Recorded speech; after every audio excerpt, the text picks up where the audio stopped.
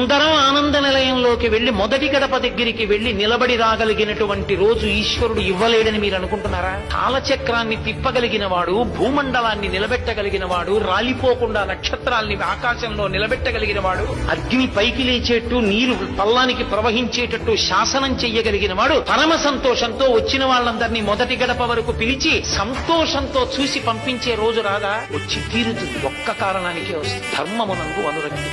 పరమేశ్వరుడికి నువ్వు ఎన్ని సేవలు చేశావు, ఎన్ని కిరీటాలు చేయించావు, ఎంత హుండీలో వేశావు ఎవరికి కావాలి? నువ్వు 7 కొండలు ఎక్కుతుంటే, నువ్వు రాజద్వారం దాటుతుంటే, నువ్వు ఆనంద నిలయంలోకి ఎడుతుంటే స్వామి ప్రహృష్టవదనంతో వచ్చాడు రా నా కొడుకు, వాడురా ధర్మమునందు అనురక్తి, వాడికి ప్రాణం రా వేదం అంటే, వాడికి ప్రాణం రా ఋషిప్రోక్తం అంటే, వాడు నమ్మి చెప్పుకున్నాడు, నమ్మి ఆచరిస్తాడు రా అని పరమ సంతోషంతో ఆయన నిన్ను చూడాలి, నువ్వు ఆయన్ని చూడటం కాదు.